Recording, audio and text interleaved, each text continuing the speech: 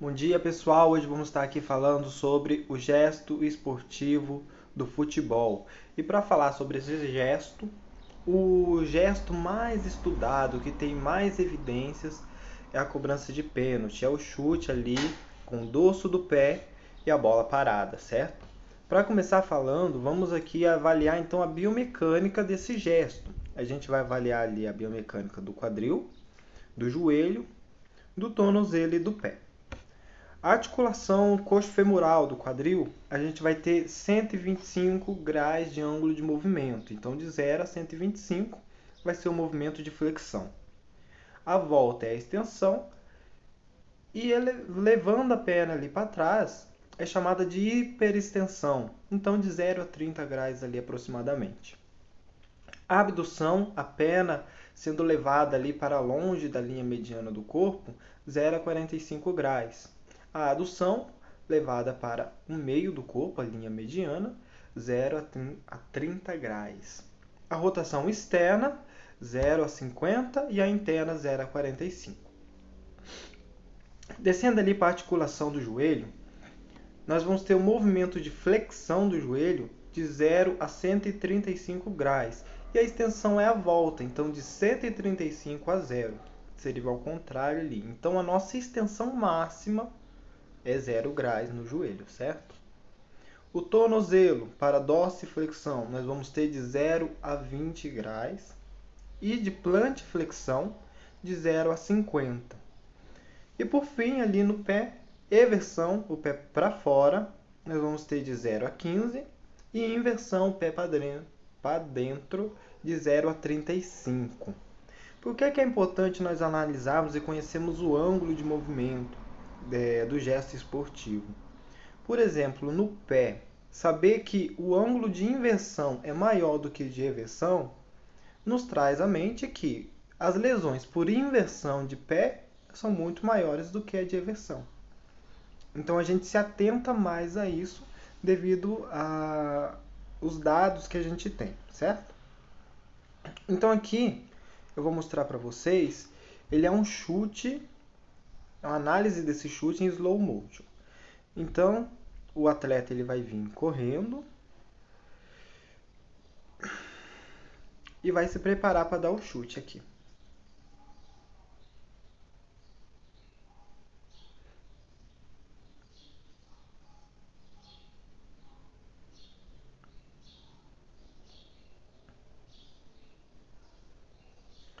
Bacana.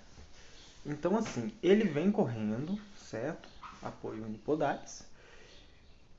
E ali no começo a gente já começa a ver, a analisar que a sua passada não está totalmente certa, porque no primeiro passo ali que ele dá, a gente consegue ver que ele pisa primeiro ali com as pontas do pé, né? Vamos ver se eu volto aqui. Depois disso, ele começa a levar a sua perna, sua coxa para uma hiperextensão, juntamente com uma flexão de joelho, para ter uma maior mobilidade na hora do chute, conseguir fazer então um chute mais potente. Aqui a gente consegue analisar o primeiro toque do pé. E aqui ele começa a levar então para a extensão de quadril e flexão de joelho. Agora ele faz essa volta no movimento de flexão de quadril, abdução e ainda leva a um salto, a um leve salto, por conta da potência deste chute. Por que é importante nós analisarmos isso? Se esse atleta não tiver uma boa flexibilidade de isquiotibiais, o seu movimento de flexão de quadril vai ficar comprometido. E também o seu movimento de adução, o que vai gerar uma carga maior ali, por exemplo, na região do pubis, e que vai estar gerando uma pubalgia, vamos estar comentando aqui mais para frente. Esses movimentos exagerados podem acontecer em diversos lugares. Um movimento excessivo de inversão de pé traz a esse atleta uma chance maior de gerar torcer o pé. O movimento incorreto do joelho pode gerar estresse na região do joelho, gerando dor patelofemoral, por exemplo. Certo? Bom, dando continuidade, né, sobre o que o Gabriel estava falando, sobre a biomecânica do futebol, eu vou falar um pouco sobre algumas lesões mais comuns que acontecem nesse esporte, né, no futebol, no caso. É, as lesões mais comuns serão em membros inferiores, como quadríceps, isquiotibiais, músculo gastrocnêmio, adutor magno, adutor longo, entre outros, né? É, algumas lesões como estiramentos musculares, né? Também, contusões, entorses de tornozelo, lesões ligamentares como ligamento lateral, ligamento colateral do joelho, é, lesão de menisco, né? Podemos destacar também bastante. Essas lesões, né, de ligamentos, quando o jogador está com o tá com o joelho flexionado e a perna gira contrária, né? A lesão de entorse de tornozelo, quando geralmente será no maléolo, né? Na grande maioria das vezes tem os graus das lesões, né? Grau 1, grau 2, grau 3. E também existem as lesões de contato direto, né, com os jogadores, como por exemplo na disputa de bola, no contato jogo de corpo, né, tem bastante lesão de contato direto também com outros jogadores. E também, às vezes, é uma lesão de contato indireto com o jogador, porém, é, ele tem o contato com o jogador, agora na hora da aterrissagem, na hora da disputa ali que ele cai no chão ou que ele faz o salto, né? Ele pode ter uma lesão ali provocada pela queda de maneira incorreta, né? É, um pouco de algumas lesões também,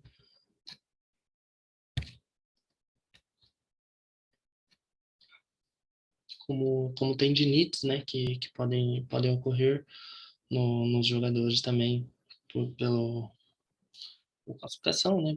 Por correr muito, né? E não ter um reforço articular ali, né? Podemos dizer. E também não somente lesões em músculos inferiores, porém ocorrem também algumas lesões em músculos superiores, como vou mostrar no vídeo agora, é uma lesão de um jogador, né, Tem dois em cima dele. Olha a intensidade, cara. Tem dois na caça. Tem dois na caça. Falta marcada. O Sérgio chegou junto do Salah. Vamos vai lá agora conversar com o Salah. uma lesão que o jogador tem um contato indireto ali com ele, né? E na hora da queda, ele pode ter um deslocamento de ombro, o deslocamento de úmero, né? Provocando uma lesão assim mais grave, né? E agora o Gabriel vai falar um pouco sobre a pubalgia. Bom, pegando como base o futebol, ele vai ter como um dos principais tipos de lesões a pubalgia, além como entorse de tornozelo e entre outras coisas que vão abranger. Mas a pubalgia, ela é uma questão muscular, ou também pode ser afetada por algumas outras coisas, e ela é muito comum também nos jogadores de futebol, tanto de alta performance quanto jogadores que fazem essa atividade física como até mesmo um hobby. A pubalgia em si, ela vai acontecer na região corporal, na parte da sínfise pública, que é da região da pelve. Sendo assim, ela acontece devido a um estresse que essa região é gerada, devido a músculos agirem com forças contrárias para que seja executado um tipo de movimento. Ou seja, o reto abdominal, que é um desses músculos que vai estar inserido na sínfise pública, ele vai fazer com que, com sua contração, ele vai fazer com que essa sínfise pública ela rotacione ou é elevada para cima de forma anterior. Já os músculos da adutores longos, os adutores da perna, eles vão fazer com que, devido à sua origem estar na sínfise púbica, eles também vão fazer com que, ao contrair-se, eles fazem com que a sínfise púbica, a própria pelve, seja levada lateralmente e também um pouco para a parte posterior. Isso é quando um desses dois músculos estão fracos ou devido a um processo de overuse, eles vão fazer com que possa causar esse processo de pubalgia, onde as duas pelvis estão ali e devido a um estresse de força contrária, acaba gerando essa parte da pubalgia.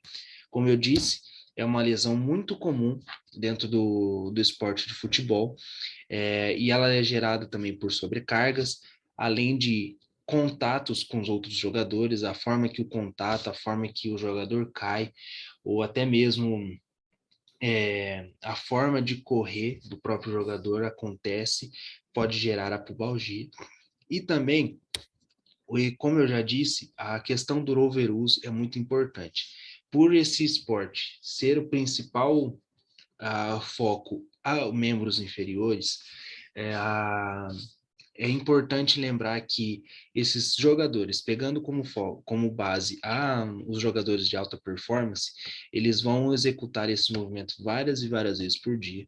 E sendo assim, a sua equipe precisa ter programado um processo e um tratamento muito específico para cada jogador para que possa prevenir, ou caso tenha essa lesão, eles possam tratar da melhor forma.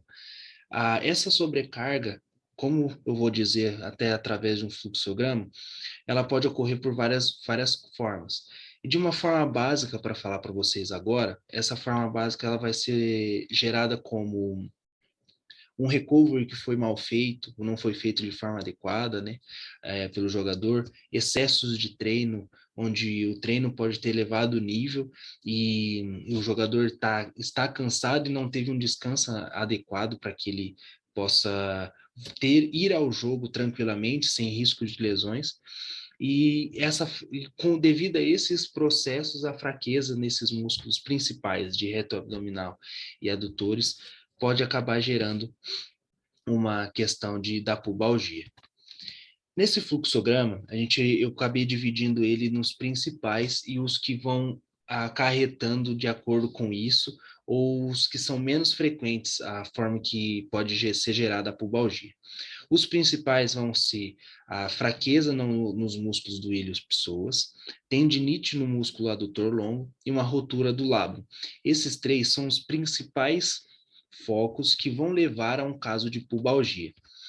Outras formas que são menos frequentes, mas acabam acontecendo também, é a lesão do músculo piriforme, é a lesão no músculo do glúteo, tanto glúteo máximo, glúteo mínimo, glúteo médio. Temos também a lesão nos oblíquo externo, no oblíquo interno e também no oblíquo transverso. Temos a questão do músculo da lesão do reto femoral. E essas são coisas que acontecem, mas não são frequentes. Acontecem de forma que levam à pubalgia, mas não são as principais que mais levam. E tem outras questões também, como até mesmo a fratura da própria pelve, que não foi tratada de forma adequada, uma lesão óssea que possa ter devido a um estresse, bursites que possam estar presentes ali, que estejam num caso de inflamação, pode gerar também o caso da pubalgia. Devido a pubalgia ser um processo onde gera uma dor até bastante incômoda, ela vai ser muito localizada. Então, o paciente ele já vai ele já vai ter um foco de dor, principalmente nessa região da sínfise púbica da pelve, que é a região da virilha, falando mais de forma popular. O foco da lesão, na primeira imagem, que ela está incolorida aqui, tirando a ressonância ou uma tomografia que foi feita, ele vai mostrar certinho essa questão do estresse de forças contrárias que eu falei para vocês no começo, onde o músculo reto abdominal, ao se contrair, fará a força para cima, fazendo com que haja essa rotação anterior da pelve. Já o músculo adutor longo fará com que a pelve se movimente de forma lateral e um pouco posteriormente. Com isso, que a gente gera o caso de pubalgia. onde a dor vai ser bem direcionada à virilha. A pessoa, o paciente que chega até o fisioterapeuta, o médico que se queixa com essa dor, por ser bem localizada, ela vai apontar para essa região, ela vai ter sinais como não consegue ficar em pé, principalmente apoiado em uma perna só. Com movimentos, o movimento da perna vai ser limitado devido a essa dor, ela vai mostrar que essa dor está sendo direcionada para aquela região. Movimentos também ao executar exercício físico, em casos que a dor não é tão grande, mas quando executa, traz essa dor. E é por isso que a gente consegue direcionar e chegar com testes específicos, com exames também para complementares, para conseguir chegar nessa questão da pubalgia. Nessa imagem de ressonância, além de outras fraturas que possam estar ocorrendo, a gente consegue ver que bem na sínfise pública mesmo, ela encontra esse deslocamento. Em um caso muito grave, ela pode chegar a acontecer, fazer isso, fazer com que a parte onde está unido a sínfise, os pubs tanto da pelve direita e esquerda, faça com que ela se desloque e cause ainda mais um processo de pubalgia, que nesse caso é um caso muito grave. Mais uma vez, falando do foco da lesão e como um local de dor, e eu já disse, ela é um local de dor direcionada. A pessoa, quando se fala na pubalgia, quando a pessoa realmente não sabe o que seria pubalgia, ela vai apontar diretamente, eu estou com dor nessa região, na região da virilha, não consegue ficar em pé, assim como eu já disse anteriormente. Nesse vídeo, eu trouxe para vocês um vídeo de um jogador chamado Vinícius Júnior. Ele joga tanto na seleção brasileira, já jogou na seleção brasileira, como hoje atualmente joga no time do Real Madrid. Essa questão de ser bem direcionada à dor, ou até mesmo o que acontece em questão de movimentos que vai ter após o processo de pubalgia, o que acontece quando ocorre esse primeiro contato com as forças contrárias dentro da pelve, esse vídeo vai mostrar diretamente a forma de reação de dor que o próprio paciente, nesse caso o jogador, ele vai ter. Sentiu, hein? Sentiu o Vinícius Júnior. Ele vai, mas ele errou. Não vai dar.